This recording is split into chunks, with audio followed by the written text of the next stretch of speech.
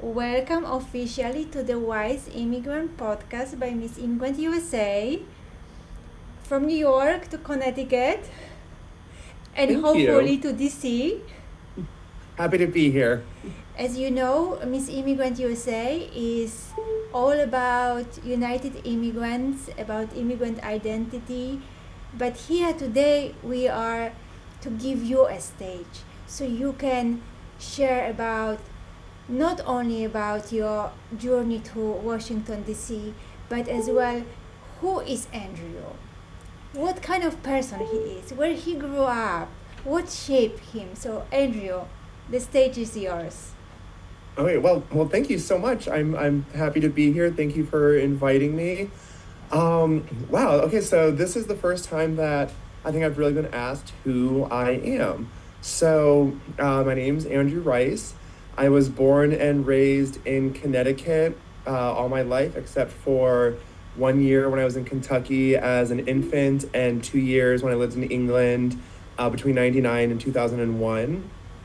Um, I've always been interested in science. So I got my Bachelor of Science in Molecular and Cellular Biology from the University of Connecticut. Wow. And then in 2015, I got my master's in cellular and molecular biology.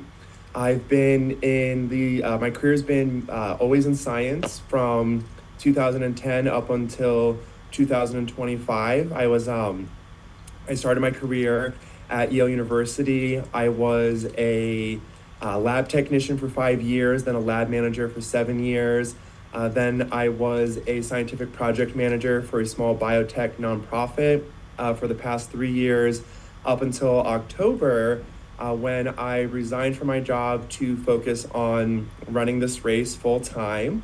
I've used my savings to survive this long, and now I'm going to probably dip into my 401ks to continue this fight. I felt a sense of urgency in the moment when I was, at the. There's so much going on wrong in this world. The genocide in Palestine, the treatment of immigrants here in America, especially under the wrath of ICE, people struggling to afford healthcare and housing and education. And so I've been very privileged and fortunate. I have two wonderful parents who provided for us. They actually were able to pay for my undergrad degree, so I didn't have to deal with the same kind of loan burden that a lot of my friends have to deal with. I did pay for my own master's, but having a leg up in education was a huge advantage. So even being able to have that life savings and 401ks to fall back on to do this is a privilege. And along with that, before I ran for office, I have a roof over my head. I had a stable job that paid all the bills with a little bit of extra, not enough to afford a home, but enough to be comfortable. And so when the genocide in Palestine began, I got more active in the political sphere and the activism sphere because the thought of having, all of these people dying and being murdered and vaporized by weapons paid for by our tax dollars just wasn't sitting right with me. And so I wanted to be more active in the community at what I saw was the biggest issue of the time. This began under Biden. And I pleaded with people to take this genocide seriously. We need to end it, because if we don't, Trump will win and things will get worse for everyone all over the country. And that is what happened. And then last year in July 25th, Christmas in July, because I'm a big Christmas person, there was a event called Make a Noise for Palestine. It was 4 or 5 days after the UN said that the Palestinians were going through a stage 5 famine. And so I was there with a couple of friends. It actually wound up being at a farmer's market in New Haven.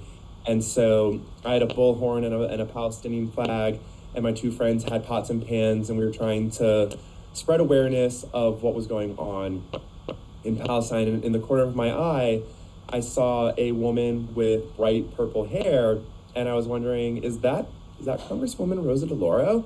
And sure enough, it was. And so I won't mince words. I accosted her and was shouting at her, how could she continue to fund a genocide against the Palestinian people? How can we expect her to protect people like us if she's not going to protect innocent lives overseas and continue to support weapons shipments that are being used to slaughter innocent men, women, and children? And I asked her, how does she sleep with herself at night? And she said, very well, thank you. And I captured this all on film. It got onto social media.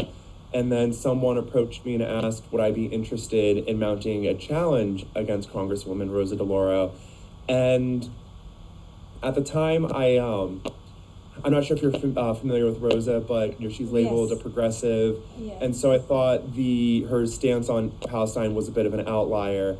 But when I investigated more and realized that she wasn't for Medicare for all, that she wasn't fully funding special education through federal programs, that she was funding ICE, and that she was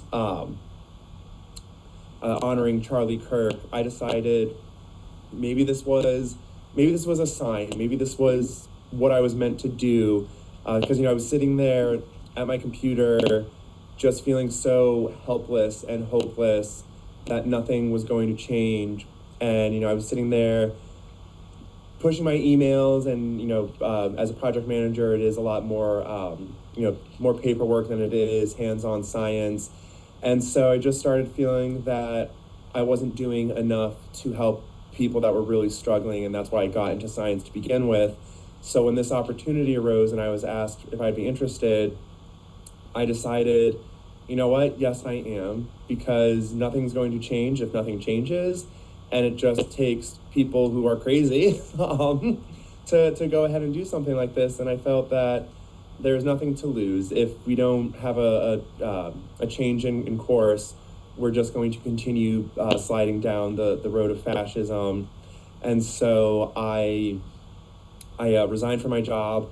I started doing food recovery work, mutual aid work for homeless people, and court accompaniments through several immigrant organizations, because it was just, it's disgusting. It's disgusting that immigrants can't just go and be free and go to court appointments and not worry about these agents snatching them up and human trafficking them into these prisons, especially as a nation of immigrants. My parents I'm second generation Italian, third generation Irish. So my ancestors immigrated here in the past 100 years. They made lives for themselves. They went through the whole, Irish need not apply. I'm just like, when are we going to learn our lesson that immigrants enrich the fabric of our society and have always been the backbone of our society? And especially since this land was once, inhabited by the natives and the indigenous people. European colonists took this land away from them. And so it's very contradictory to say that people are illegal on stolen land. And so, I always would hope that the moral argument would win the day, but I've experienced that isn't always the case. And so if we can't make a moral case for immigration, then let's make the monetary case. The Cato Institute, which is a right-leaning think tank, did a study that showed that immigrants provide net benefits to the federal government than they receive from the federal government. So the federal government makes money from immigrants being here, and that money is used to provide services that immigrants don't even have access to.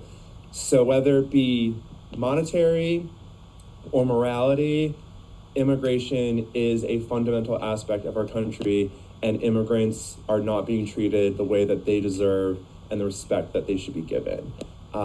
So for all of those reasons, I decided to jump into this race and make an unlikely journey to try and change something for the better in this world that I see so much hurt in. Andrew, that's beautiful. But I want to know more, what shaped you? You became such a moral and highly sensitive human being. But is it coming from your family history? What did they pass it to you that made you who you are? Was it your parents? Was it your grandparents? I think it's a whole mixture so I have two very wonderful parents. They're actually helping me with the campaign. My father is helping me organize volunteers, and he gives some work to my mother to aid him in his efforts. My father worked 60, 70-hour weeks to make sure that he could afford to give us beautiful lives. My mother stayed home to take care of us and to make sure that we had, she read to us, she helped us write, she helped us do math, she helped us with our homework. She took care of the house and the chores and everything so that we could always focus on being children and Yes.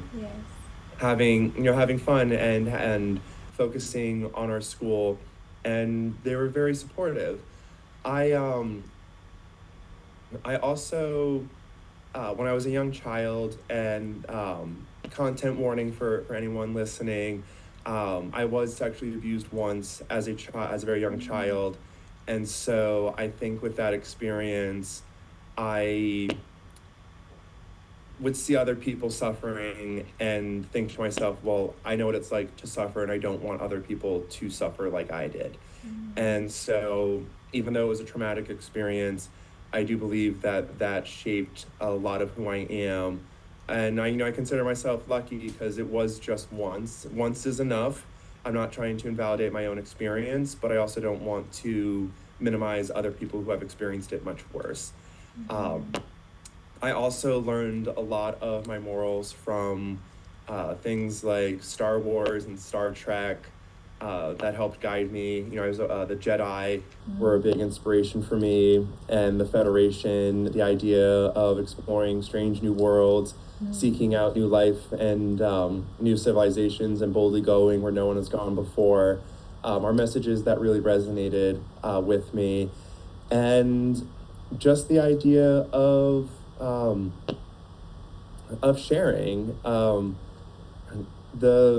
Some of the greatest figures in history, Martin Luther King, Dorothy Day, Jesus Christ, they were all these people always shared and always gave what little they have to people who had even less, and served the people. And I think those kind of figures really resonated with me.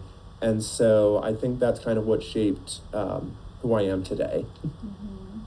So your grandparents were immigrants, or great-great-grandparents? My grandparents, my grandfather was an immigrant from Sicily, Italy. My grandmother was born in the States. And then on my father's side, my great-grandparents were both born in Ireland and came to this country. And a fun fact, my great-grandparents were supposed to be on the Titanic, but missed the boat. Good luck. Thanks God. So yeah, had they made that boat, they were Irish, so they would have been in the belly of the beast when it sank. So that was probably the luckiest, at the moment they're probably like, shoot, we missed the boat, how could we? And then a couple of days later, we're probably like, oof, that was a close call. So in those two different immigrant heritage and cultures, which was stronger that passed in your family, the Italian or the Irish? I would say the Italian because of the food. Okay. So most of the holiday, my mother, since she was home, she was the one that did most of the cooking. And so she, did most of her mother's cooking, which was, heavily influenced by Italy. Most of the holidays, my Italian grandparents had many traditions that we adopted as a family. But my dad, he actually later got his citizenship from Ireland. And so he would always play Irish music because he was more of a musician. So there was a bit of a balance. And, for St. Patrick's Day, my mother would cook Irish soda bread and corned beef and try and adopt some of the Irish heritage and, incorporate that into our family. But there was definitely a stronger sense of Italy growing up. The same for you? Do you feel more connected? Now I think I feel equally connected to both of them.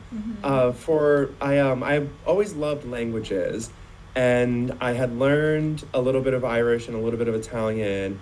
I'm no longer able to speak them because unless you without the repetition and without someone on the other end to speak back with you, it's very easy to forget languages that you've learned. But I've traveled to Ireland, I've traveled to Italy, but I'm very proud of both heritages because a few months ago the Italians shut down their country because of the genocide in Palestine, and the Irish have always had strong solidarity with Palestine, given similar, I don't say not too similar, but similarities between the British treatment of the Irish people in the Republic of Ireland and the British treatment of mandatory Palestine. So these days I might gravitate a little bit more towards Ireland just because of the historic nature of this genocide in Palestine and the historic nature of the solidarity between those two groups. Do you think America does a good job honoring the stories of working immigrants and working families in the US? I think we could be doing a lot better, especially these days. The ICE, I believe, ICE needs to be abolished. I think it's an abomination of our society. The way that they treat immigrants is wrong and immoral. And I think we need to have a system that is more welcoming to immigrants, but also has a better pathway to citizenship and a better ability to handle the influx of refugees and migrants who are usually victims of America's imperial foreign policy that does destabilize countries around the world. And when an imperial force does destroy foreign nations and foreign countries and those societies, it is only natural that those people who are displaced go back to the imperial core. And so, I always hope that immigrants come here because they believe in the promise of America and the promise of being able to pursue an American dream. But I do worry that a lot of people feel that they're forced to come here because of our government's foreign policy and intervention in other nations. But in either case, whatever brings immigrants here, I do welcome them because immigrants just make everything so much more exciting in our country, because I've always felt that food and music and culture and sharing all of those things bring people closer together and give people a better understanding of the world and the human experience. And there's just so much in this lifetime that I would love to experience that it's just impossible to. So when people come from other countries and share that with us, it's an experience that we would never be able to have without things like immigration. Are you identifying with immigrant identity? Because when we say immigrant, it can be a little bit confusing. We say Miss Immigrant, Miss and Mr. Immigrant. We say immigrant identity. We say the terms like immigrant. But when we say immigrant, we don't divide between the people who are citizens, the documented, the undocumented. Because after all, we are right now at the point zero, but 100 years ago, when your great-grandparents came, there was the point zero. So over time, after all, even Trump said at some point, I am an immigrant. So after all, we are all immigrants. Somehow, just through the timeline, the distinction became like it went two different directions. So do you think that now the citizens, the people who kind of forgot, I don't want to say forgot, that's too strong word, but people who kind of like on everyday basis, they forgot where they came from. And then the new immigrants or the first generation immigrants, do you think that there can be something done to unite those two different fronts? And what would you do in this situation if you would get to Congress? What would be your first thing to do? So that is an interesting dynamic. So yes, I'm descendant from immigrants, but to me, immigrants are people that had to make that choice of leaving their country and moving to a new place and exploring a strange new world to them. And that is a dynamic that, being a citizen, I've never had to experience or make that choice for myself, or have that, if you're a child, then that your parents are probably making that choice for you. I never had to experience the journey of leaving things behind or trying to take everything with me to a new country where I don't have necessarily the same rights and privileges of the people that live there. So I don't want to falsely claim that I can ever understand what that experience is like. And so I hesitate to say that I share the immigrant identity, because again, that is just a lived experience that I don't know if I'll ever truly be able to comprehend. I can empathize with it, but I'll never truly be able to comprehend it, because I think that's just something that only people that have done that journey understand. But I think members of Congress should be more involved in immigrants that come here and learning about them and going and being more incorporated into immigrant communities, because even though they might not be citizens, they still reside within the districts that we represent. And even though they're not citizens, they still contribute to society. They still pay taxes. They still, they build roads, they build our society. They are integrated with people that are citizens. And so even though they don't have the legal protections of a citizen, at the end of the day, if you're in America, I consider you an American.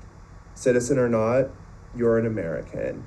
And so I think it is important for members of Congress to be more involved in immigrant communities, especially since the federal government removed immigration from the census. People who live here deserve to be represented just as much as people who have always lived here. And so ensuring that we are hearing the needs of people that aren't captured in the census is important to any member of Congress who does believe in immigration and how immigration adds to the richness of our society. In your district, what is that the people are more, they need the more, that they struggle the most? What they need help with in Congress? Healthcare. So there's actually a program called Husky for Immigrants that a couple of people that I know are leading an effort in, because I believe immigrant children up until age 16 or 18 have access to Husky Care, which is the Medicaid program for Connecticut. It doesn't matter if you are a citizen or an immigrant, you should have access to health care. And so I believe that, I believe in Medicare for all. And I believe Medicare for all should also cover immigrants who are non-citizens or even undocumented. And I believe in that for moral reasons. But as I said before, the moral reason does not always win the day. So we can always make the monetary case that by having, because there will be a lot of people, especially bigots, who think that immigrants are a drain on society, that immigrants are taking away benefits from them, and that is furthest from the truth. And when you don't have immigrants a part of the healthcare system, they have to rely on emergency services and ERs, and that puts a strain on the system that wouldn't exist if they were just welcomed as, equal participants in a Medicare for all system. In most countries, in most developed nations in the world, you can simply be a traveler and have access to health care in those countries without being a citizen. And so I know a lot of immigrants face a lot of medical uncertainty because our system is so discriminatory against them. You have a very interesting background. You said you were studying and then working in the data science and pretty granular, work, and now you take this big leap into political space where you have to be engaging with people on everyday basis. Before you were, like you said, dealing with the numbers, but now you need to deal with people's feelings, opposition, and as you said, you're running against Miss Rosa, yes? She has been, she's like a veteran in this. Do you think that maybe at this stage she should retire, let young people to take over? How has been so far your experience running for Congress and for office in general? So it has been a bit of a mixed bag. I will say that in the political realm, I've actually been able to be more myself and have that be embraced, whereas in the work world, I have to be a little bit more reserved about who I am because of professionalism and whatnot. And so I have felt that I can actually be more expressive of who I am and what I think and have it be embraced. But on the other hand, the Democratic establishment is not always happy that I am challenging an incumbent, one that has been here for 35 years. And so to the age question, I don't necessarily believe that a certain age precludes you from having the wherewithal to be able to adequately discharge your responsibilities. But the reality of just the human lifespan in America, we live to an average age of 79. With government health care, I'm sure that can be extended. But if a policymaker makes a decision today and they're 79 years old, they will statistically not live long enough to see the full repercussions of those policies that they make. And so I believe that the people who will be inheriting the future should have more say in how that future is shaped. And so that would be my argument for why younger people should be taking the reins of government, because we're inheriting a world that we've had no say in how it has been shaped. And there's just also some generational differences that are hard to compare to one another, because I'm a millennial. I was born in 1988. So we are the last generation that lived before and during the computer and internet revolutions. We're the generation that graduated from college into a financial disaster where a lot of us couldn't find work. I was very fortunate. It's hard. I think it's harder for older generations to fully appreciate the same the struggle that we experience today. That doesn't mean they can't empathize with it. But as I said earlier, although I can empathize with an immigrant experience coming from a foreign country to here, I can never truly comprehend it because it is a lived experience that is unique. And I feel that somewhat similarly for millennials and Gen Zers. It's a lived experience that is so unique that older generations will just never be able to truly comprehend what it is like being a youthful person in this time in our nation's history.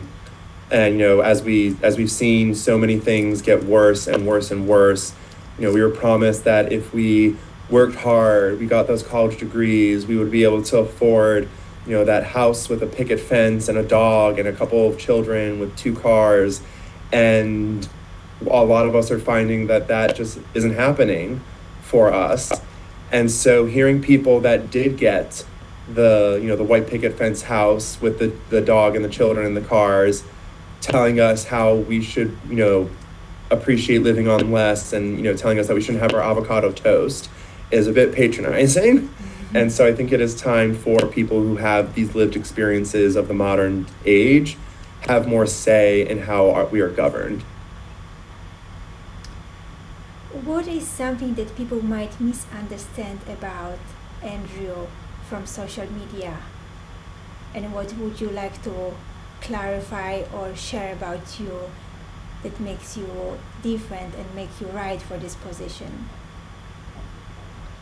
That's a great question. Thank you.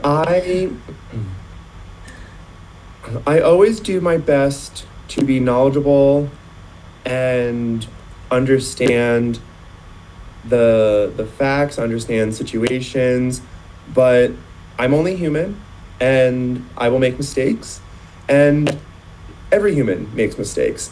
And for me, it's not about making a mistake, it's what do you learn from that.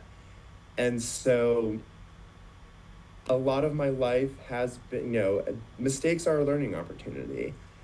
And so everything that I've done, everything that I say, I didn't always know. Mm-hmm. I learned. I made a mistake, I learned, or someone taught me.